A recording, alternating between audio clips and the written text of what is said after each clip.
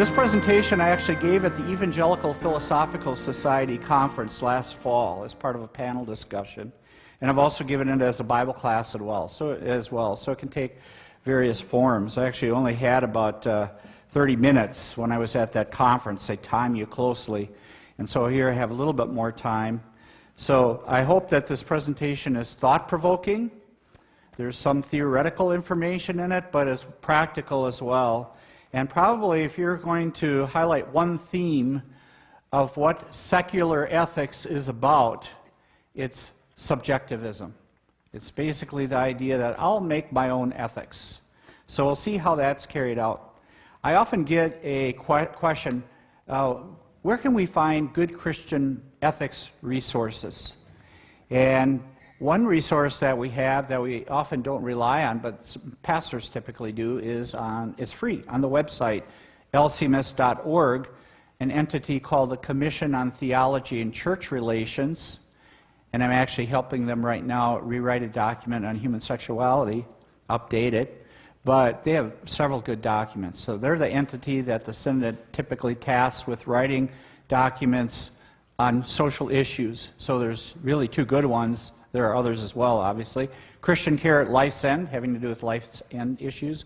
And then Human Sexuality, a Theological Perspective, which is dated 1981, and that's the one that I'm working on helping to update.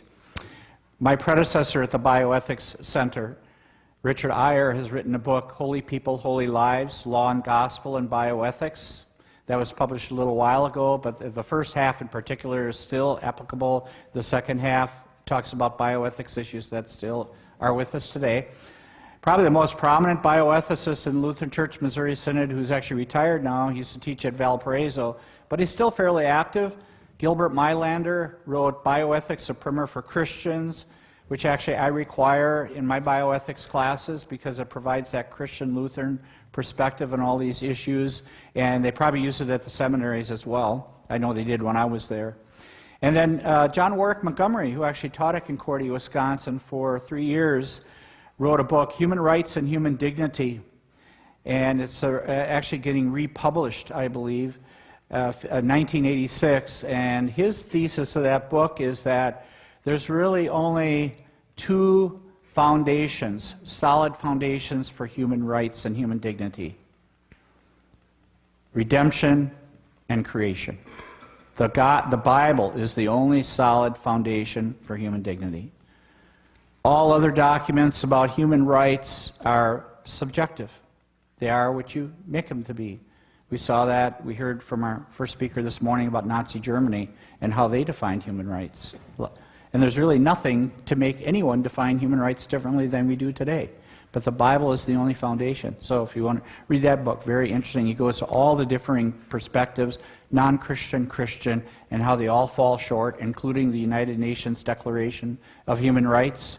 No foundation in that document at all for all the rights that are articulated, but the Scripture is the only solid foundation. And unfortunately today, many people are becoming more secular, especially our younger generations. Surveys have shown that the Z generation, the current youngest generation, the generation I'm teaching, who are going to college today, are more secular than ever before. So we have an uphill battle today, and don't attend church like previous generations. And then John Pless, who's a seminary professor at Concordia Theological Seminary in Fort Wayne, wrote an excellent document, again that's free, online, lcms.org, Mercy at Life's End, a guide for laity and their pastors, another excellent document that I have my students read. So what's the outline of this presentation? The impact of secularism on ethical perspectives we'll talk about first. Then we'll talk we'll kind of talk general theoretical there. Then we'll actually apply that secularism to physician-assisted suicide, genetic engineering, eugenics, which was mentioned this morning, and then other cutting-edge topics, which might freak you out a little bit. And I could mention more, by the way. Then we'll take a look at some traditional Christian ethical perspectives, and then finally, hopefully have some time for discussion.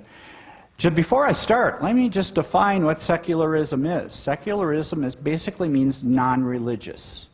So it's a non-religious perspective. So it's a perspective on the world and how we ought to do things, how we ought to live our lives that doesn't incorporate religious ideas, religious notions. It doesn't have to be non-Christian, any religious ideas. So it's totally non-religious.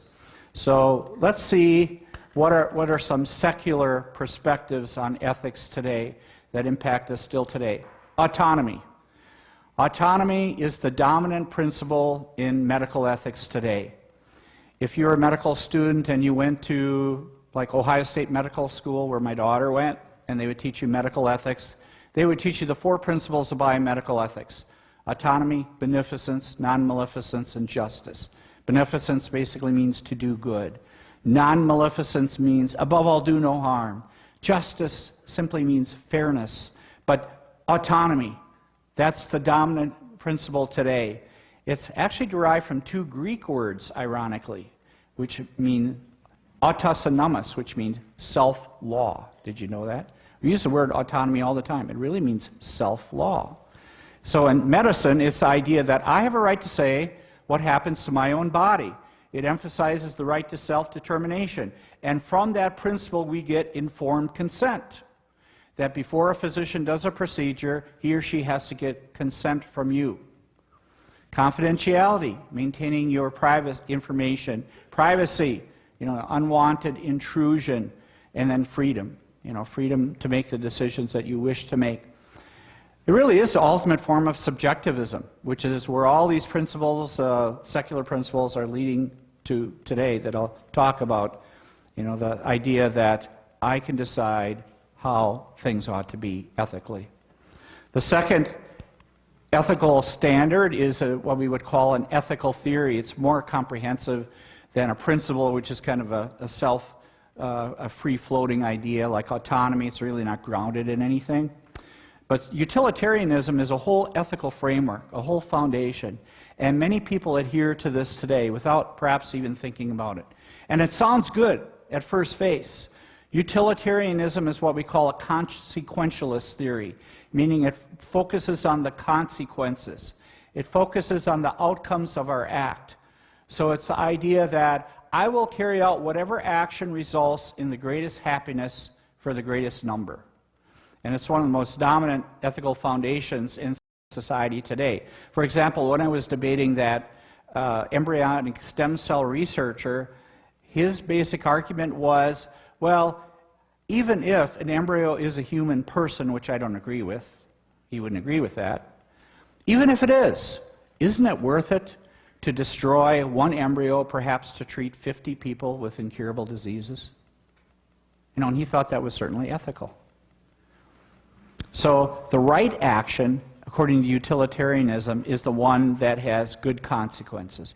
In fact, there's a radio ad in the Milwaukee area the last few years that I always had to think about, and I'm sure most people don't even think about it, but an ethicist would, because we think differently than other people. But here is the radio ad. Come to the Medical College of Wisconsin. We have the best physicians. Come here for the best possible outcome. Now that sounds good, right? Oh, yeah, everyone wants good outcomes when we're getting treated, but that's actually a form of ethical thinking. It emphasizes outcomes, but maybe for some people, the outcome isn't the most important thing. The most important thing is to stay in a right relationship with their Lord, or to do the right thing and then worry about outcomes later, to abide by biblical principles, and then we'll worry about consequences. But many people just naturally think, oh yeah, that's good. It's a very persuasive ad.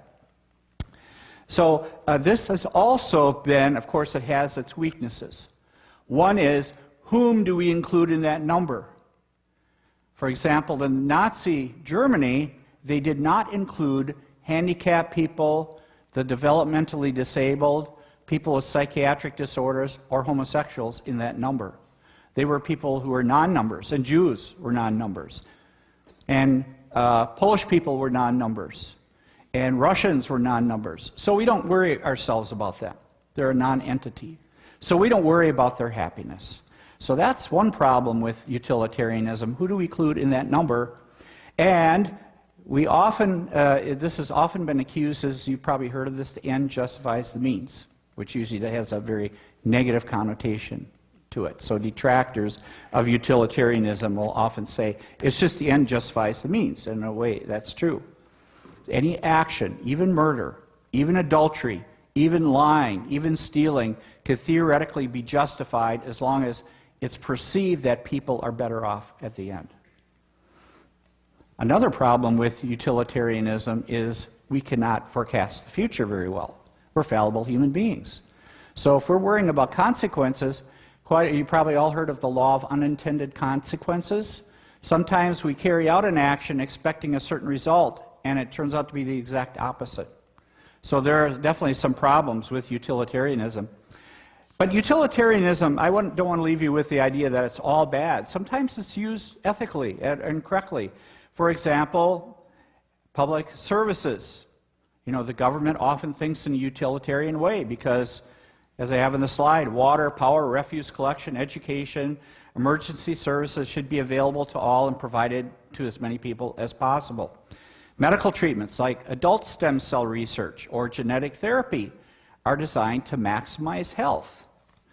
But there are some examples of utilitarianism where it's more problematic, like embryonic stem cell research, which I just mentioned.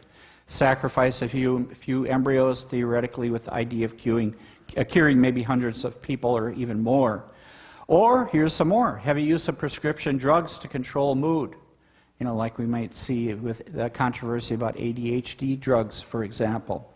That would be a maybe more controversial area of utilitarianism. Or how about making medical decisions on what's the best use of resources versus what's best for each patient, which is what traditionally physicians were mainly concerned with their patient. That's what the Hippocratic Oath is all about. But no longer. Now it's more concerned with society, and sometimes the needs of society can trump the needs of the individual patient. Like we saw, and you probably heard of these cases, the Charlie Gard and Alfie Evans case in Britain, where young children were not treated and died because they thought it would be a waste of societal resources to treat these poor infant babies. And it's interesting, many U.S. doctors thought that, yeah, bring them here, you know, we'll treat them here. And the British healthcare system, which is a universal healthcare system, said they could not. So kind of interesting. So they died. So again, whom do we include in that number and who are excluded?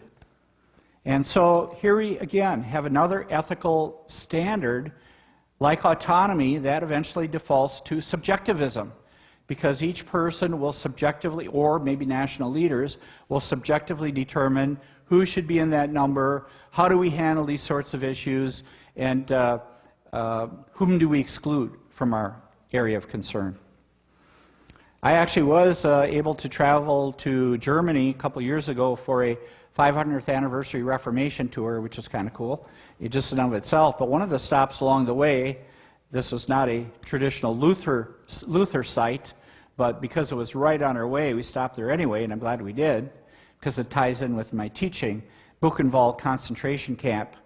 There aren't a lot of buildings now because they were all destroyed, and actually, ironically, the Russians continued to use it after World War II as a concentration camp in Germany. And on the right, on the next slide, you can see the front gate, and that's the front gate. It's got, ironically, a clock over the top. And inside the building that's attached to the front gate, there were several torture chambers, and the SS did their work in there. And on one of the walls, and it's still there, was the SS motto, which it's in German, but in English it means "My honor is loyalty." That was the SS motto, and they had that imprinted on the walls. They even had examples of some torture instruments there. I don't know if this thing is, oh yeah, oh, I didn't want to go back. But there's some, see if this, yeah, right there, you can see a table. And so they still had that all. And then also there were some crematoria there as well, where they didn't have gas chambers there. They would just shoot people at that concentration camp. And they were very sneaky about it. In fact, they had quite a few Russian prisoners there, Russian army prisoners. And they would disguise their medical facility it would actually disguise the place where they would kill these soldiers as a medical facility. So they'd ask these soldiers to step in one at a time to get weighed and have their height recorded. So when they leaned back against the wall to have their height recorded, there was a little hole in the wall, and a guy would be back there with a pistol and would shoot them right through that wall while they thought they were being measured for their health. And so they did destroy the bodies in those crematoria. So that's really a utilitarianism run amok, isn't it? You know, the end justifies the means, and Hitler thought that he was justified in doing what he did, not only because of race hatred, but also because he thought he was improving society, and we'll talk about that later in eugenics, when we talk about eugenics. Here's a third very influential ethical theory today called relativism. What's relativism? Relativism is the idea that ethical standards are relative to each individual, which is subjectivism, or each culture can set its own ethical standards. So one society cannot criticize another society because each culture has a right to establish its own ethical standards. And if that's truly the case, then we have no reason to criticize. For example, some people, ethicists who are relativists, would assert that U.S. society is just as bad as Nazi Germany. You know, that there's no distinction between the two. Because after all, each culture has the right to set up their own ethical standards. So if that's the case as well, ethics no longer tells us how we ought to live. It just describes how we live and what we're doing and makes no judgment upon it. By the way, relativism is not a new idea. It goes all the way back to biblical times. The Romans were very relativistic. All they were concerned was about peace. They just wanted peace.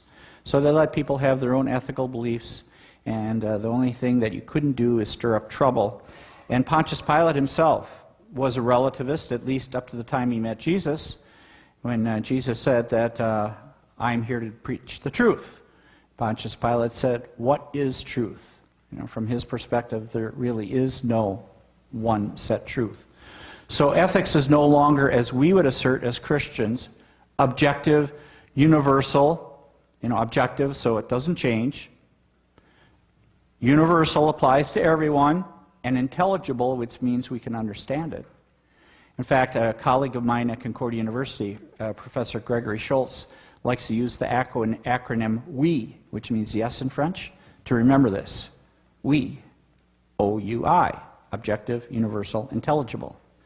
But instead, relativism is, again, subjective. So secular ethics really is subjective in many different ways. So let's take a look now at the impact of this ethical framework on specific issues. And I could have chosen a lot more than this. Let me just see how I'm doing on time here. Okay, pretty good. I just chose these because they're interesting for me and are particularly important for society today. Physician-assisted suicide. I would have to say that next to same-sex marriage and the homosexuality issue, this is probably the most controversial issue in the Christian church today. Physician-assisted suicide. Because on one hand, we have autonomy, saying that, well, I have a right to decide my death, versus the Christian faith, which is clearly against suicide, clearly against the taking of a human life, even your own. So let's take a look at some reasons why people support physician-assisted suicide. The entity that's probably the most public about supporting them, physician-assisted suicide, and by the way, they don't refer to it as physician-assisted suicide, they'll call it medical aid in dying, to kind of take the negative connotation out of it. I just call it physician-assisted suicide because guess what? That's what it is, And so I'll often abbreviate it PAS, as do many ethicists, so I'll just abbreviate it PAS. So Compassion and Choices is the group that's very vocal about advocating for physician-assisted suicide. By the way, before I forget, the American Nursing Association is recently contemplating a provision to actually allow for physician-assisted suicide for the first time in their history. It's actually out there for discussion. I actually got an email about it about 2 weeks ago. And so far as I know, maybe Dr. Harrison would know, but the AMA still officially, Code of Ethics still officially opposes physician-assisted suicide, is that correct, and euthanasia. But if the ANA does it, you wonder how long the AMA will be behind that. Because some doctors do engage in it, and like the states where it is legal. And here's actually a map that shows their battle plan, if you will. And those states that are in light blue, and this map is about a year old now. There have been some states that added it. But, for example, California, Oregon. Oregon was the first state to legalize physician-assisted suicide. Washington was the second one. But California, more recently, Montana, and Colorado is a more recent one. This map doesn't show it, but Hawaii was one as well. Vermont, Washington, D.C., and I believe recently just Maryland. Isn't that the case? Maryland? Was it New Jersey? Okay, so there's a new one now. I'm not sure if it's passed all the legal hurdles, but yeah, so every year there's 1 or 2 more states. We often, and you can see that they have a strategy. So the blue states are where that's authorized. Notice they say medical aid in dying. And then the states where there's legislation pending in 2018 are in dark blue. Wisconsin had one. Minnesota, it actually did not pass. And Wisconsin, it did not pass because Wisconsin currently has a Republican legislature, but we have a Democratic governor now. And then you can see other states. And then states with organized volunteer efforts have the yellow dots on them so that you can see that it's a very, a group that is hard at work trying to get physician-assisted suicide legalized in all states. By the way, they used to be known by another name. Actually, they were formed. Organization was formed as a couple groups got together. But one of the more prominent groups that joined Compassion and Choices had a different name, called the Hemlock Society. You probably heard that before. Well, Compassion and Choices sounds much more touchy-feely than Hemlock Society. So they changed their name, and it's influential. Some states actually called their death with their physician PAS bill the Compassion and Choices bill, actually, after that group. Let's take a look at Oregon's bill. It's called the Death with Dignity Act. That was the first bill that was passed and is often used as a model. So unlike what some people say, it's supposedly not supposed to be the idea that anyone can go in and get a prescription for physician-assisted suicide. There are some guidelines. The lifespan of the patient is expected to be 6 months or less. Same as hospice. Very similar to guideline to hospice. Prescribing physician is protected from liability, so they can't be arrested, for participating in the death of a patient, or tried civilly either. The doctor prescribes a medication like cyclobarbital, and the patient takes the drug. So that's actually the definition of physician-assisted suicide. It's physician-assisted suicide. So the doctor takes an indirect role in contributing to the patient's death. In contrast to euthanasia, which actually comes from 2 Greek words as well, ironically, which mean good death. So it's kind of a euphemism to disguise what's going on there. But euthanasia is the act where the doctor directly contributes in some way to the patient's death. That's actually legal in countries like Belgium and the Netherlands, but it's not legal in the U.S. right now. But PAS is legal in several states, 8 states plus the District of Columbia. So the doctor just writes a prescription, the patient takes it. A second physician's opinion is needed.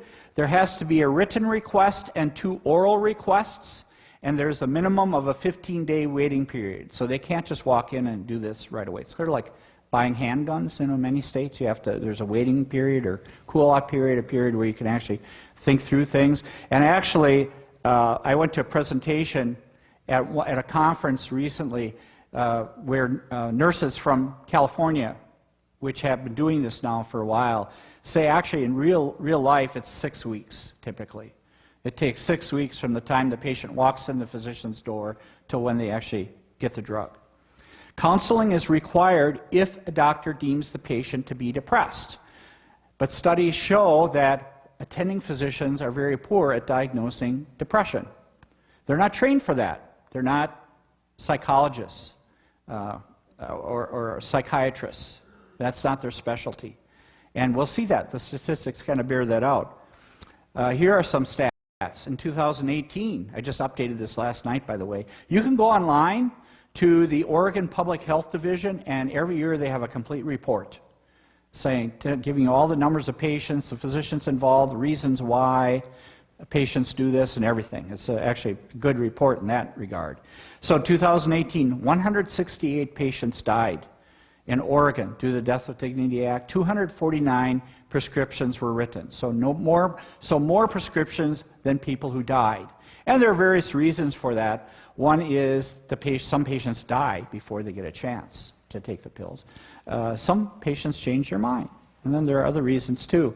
In 2017, it was 158 deaths, 219 prescriptions.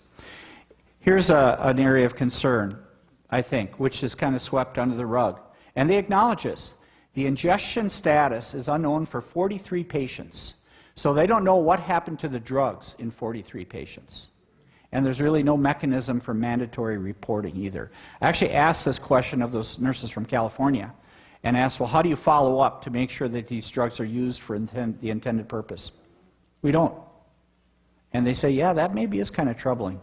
You could, especially with the opioid crisis now, you could sell these drugs on the street and get a lot of money from them. And it might not be that patient, but it might be patient's relative or somebody who would get them. Since the Death with Dignity Act was passed in 1997, so it's been around a long time, 1,459, the median patient age was 74 years, 97% white, because typically many ethnic groups are very suspicious of physician-assisted suicide, like the black community, for example, because they say, and I think rightly so, we're going to be pressured into this so that society saves money at our expense. And they're concerned about that. So most patients are white and fairly well educated. 47% had at least a bachelor's degree. Reasons given, and this is in that report as well, 91% said loss of autonomy. See, there it is. Decreasing ability to participate in enjoyable activities and loss of dignity. Nothing in there about pain and suffering, which is often given as the #1 reason for legalizing physician-assisted suicide, to minimize pain. It's not even in the top 3 reasons. Here's where some statistics, again, are troubling. Only 3 patients were referred to psychiatric counseling in 2018, 5 in 2017, 16, and 15, 3 in 2014, 2 in 2012 and 13, and 1 in 2011. So, of course, I don't agree with physician-assisted suicide, but if it had to be kept as a law, you think it would be required that each patient would at least see a psychologist for 1 visit, just to make sure that they aren't depressed or have some other psychiatric disorder that would compromise their autonomy. But they're very seldom referred to counseling. I know I wouldn't probably be clinically depressed, but if I had a terminal illness, that would be pretty depressing. And you wonder if I would really be carrying out my true autonomous wishes by going through with this. Total of 103 physicians wrote prescriptions. So it's not like every physician is participating in this. No. Out of about 14,000 licensed physicians in Oregon, only 103 are doing this. Just to give you an idea how the numbers have been increasing, you can see that in this chart, the green numbers are the number of prescriptions, and the bottom line is the number of deaths. So look at how it's been increasing, even especially in the last 5 years. Big jump in 2014. Why in 2014? Anybody know? Big jump in 2014. Pardon me? It was a bad winter. Bad winter, yeah. Well, it's Oregon. It rains there, I guess, all the time anyway. So. Pardon me? Brittany Maynard. Remember her? Brittany Maynard, a very articulate young woman from California. At that time, PAS wasn't legal in California. So she moved to Oregon, and then Compassion and Choices use her as a spokeswoman. And so very articulate message, and her videos are still on YouTube. And in response, you might want to check out Maggie Carner, who had the same exact cancer as Brittany Maynard. She had brain cancer. And she actually did a video response to Brittany, and I show both of them in class. Very good videos, so check them out on YouTube. What ethical principles support PAS? So what's secular ethical principles? Autonomy, we talked about that. I have a right to say what happens to my own body. Seize the day. Actually, Brittany says in her video, life isn't worth it unless we can seize the day. And then compassion is often mentioned. That we should have compassion for those who are suffering or expected to suffer or experience pain. And then utilitarianism here again. Just think of the money saved if we don't have hospice for all these people. Or the family of these people will experience so much less pain and distress, if they just end their lives quickly. Let's go to the next issue, a very recent issue, CRISPR-Cas9. How many of you heard of that at all? Okay, not too many. But just gene editing, the new technology, and there's actually newer ones in this now. Gene editing. What is it? And I won't read that whole chart there, but you can check it out online. CRISPR, and I won't even have you memorize. I don't make my students memorize this. It's an acronym. CRISPR stands for, and I won't have you repeat this, clustered, regularly interspersed, short palindromic repeats. Now, what does that mean? Scientists discovered that bacteria actually have a way of defending themselves from viral attack. They have sort of a virus memory system. And this occurs in nature. So if they're attacked by a virus, then certain bacteria can actually put snippets of that viral DNA into its own DNA in sort of a storage system. And then if they're attacked again by that virus like it or similar to it, then they can actually remember that. And then the other part of the system is the virus removal system. So they can actually cut out the bad pieces of viral DNA, and so it won't be attacked. The cell won't be attacked again. So it's quite an amazing technology, and now they're using that technology that occurs in nature to alter genes, where we could actually take like a human genome or an animal gene and remove parts we don't like and replace them with other things. Sounds pretty good. We can actually edit a gene like a word processing software, that easily. And that quickly, very quick, as compared to other methods. So it can be used to alter our body cells and germline cells, meaning our reproductive tissue, humans, animals, and food crops. Just to let you know how many scientists are engaged in this. About a year ago, I did a search in Medline. That's like the medical database that is used in biotechnology, and did a search on the word CRISPR. And it yielded 8,778 articles from 2002 to 2018. Only 120 discussed CRISPR and ethics. So I put ethics as a second search term. It went from 8,000 to 120. So a lot of utilitarianism going out there. Because we can do it, we should do it. So it can be used to treat diseases and treat cancer, perhaps. So that's a good thing.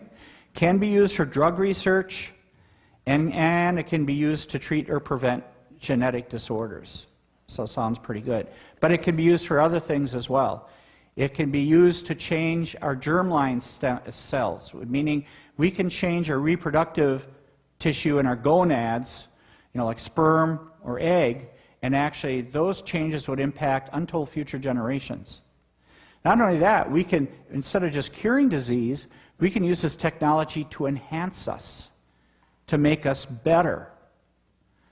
So just to study this issue, the journal Science, which is probably one of the most prestigious scientific journals, did a survey and asked respondents what they felt about somatic cell therapy. That's like treating diseases, treating our bodies.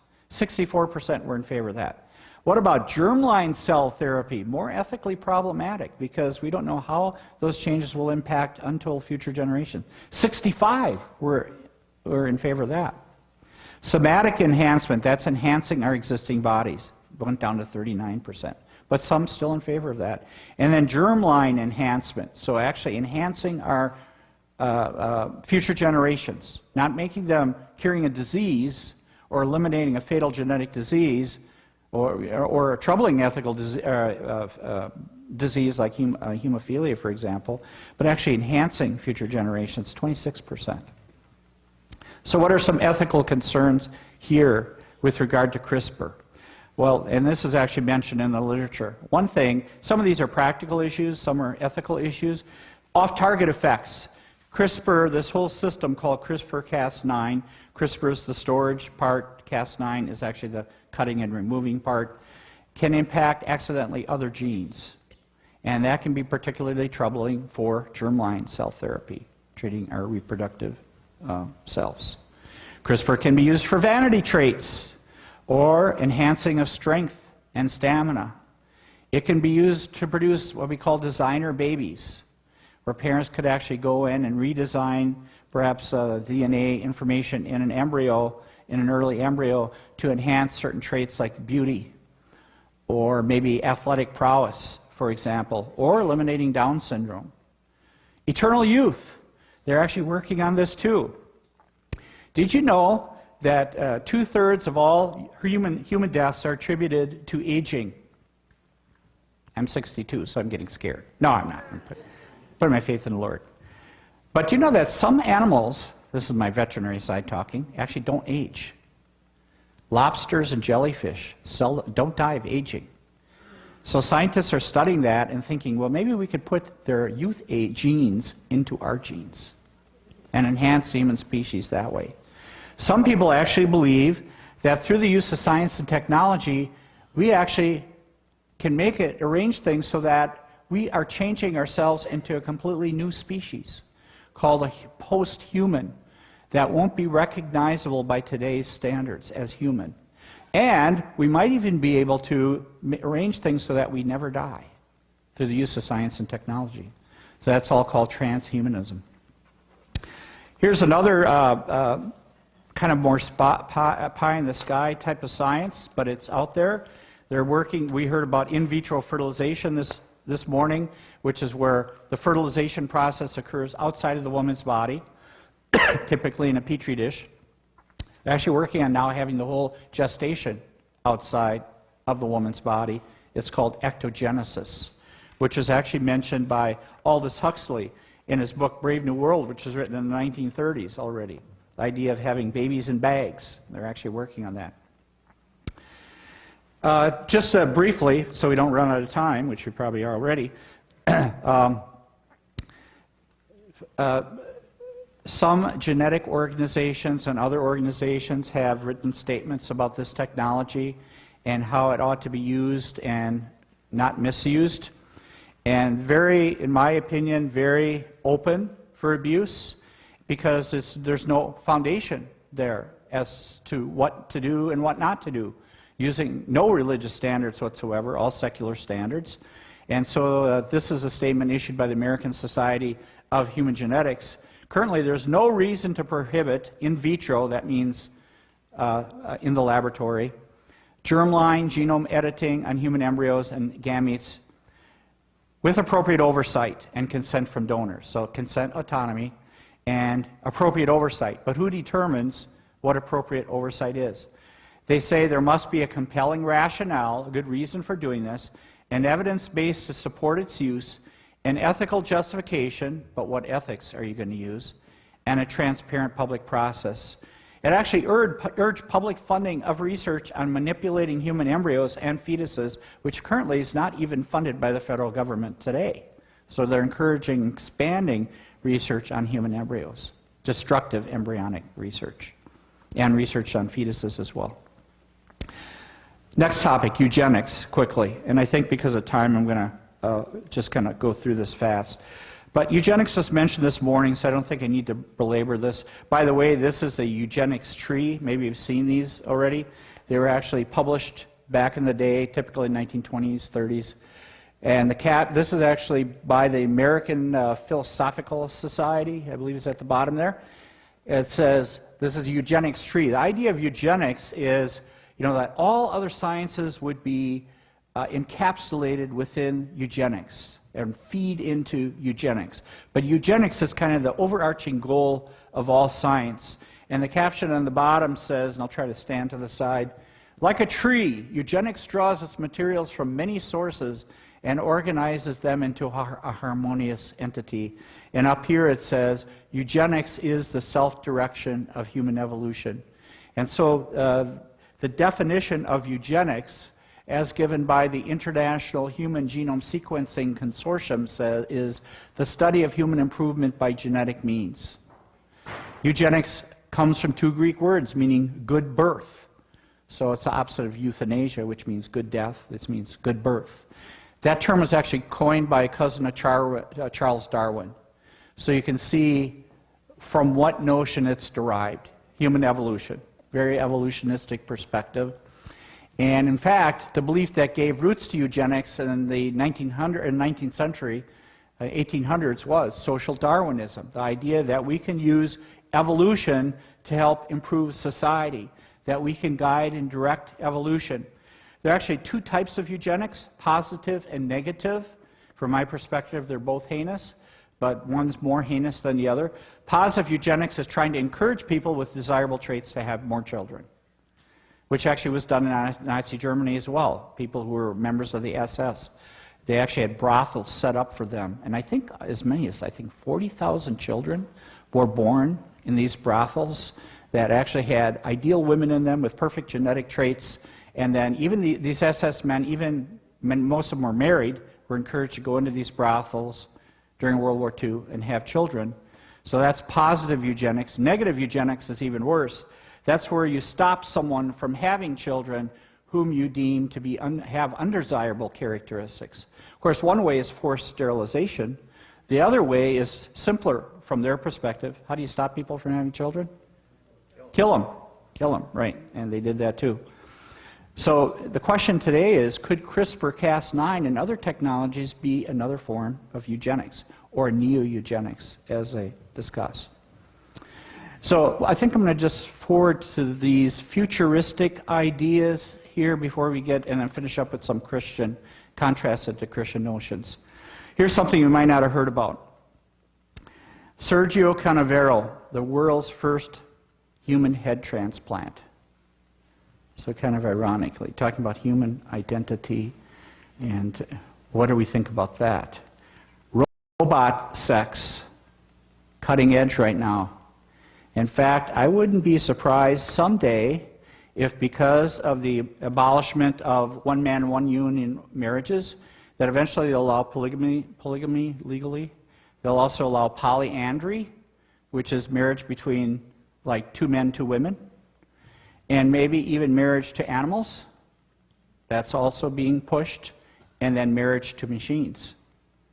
In fact, some people, they make fun of it now, but actually they have sex robots. And actually I found that book at a bioethics convention, Robot Sex, Social and Ethical Implications. So things are really taking a weird turn in human procreation. So what are some traditional Christian perspectives, quickly? So we heard what the secular perspective is, emphasis on autonomy, utilitarianism, relativism. What does the Christian ethical perspective emphasize? Three things, three emphases of biblical ethics: virtue, character, the strength to do what's right. And we don't derive that strength from ourselves. We derive it from the power of the Holy Spirit. Duty. We have a duty to follow certain rules. And yes, there are rules in the Bible. The Ten Commandments are an example. And so we are better off following those rules. And they are set up there for our benefit. Of course, again, we can't do those on our own through help of the Holy Spirit. Goal. All things exist and happen for a purpose. In contrast to evolution, which believes things have no purpose. Things are just sort of random, and we have to kind of guide and direct them toward some nebulous goal we might have in mind. God has a plan. What concepts do Christians contrast with autonomy? Rather than, I have a right to say what I think should be done, we're part of a community, the church. We're part of a fellowship.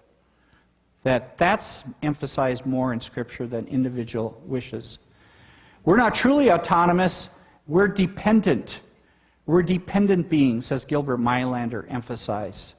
And that's certainly not a notion that's not emphasized today. We're dependent not only on, we don't create our own birth, but we're dependent on others through our whole entire lives, and of course we're dependent on the Lord.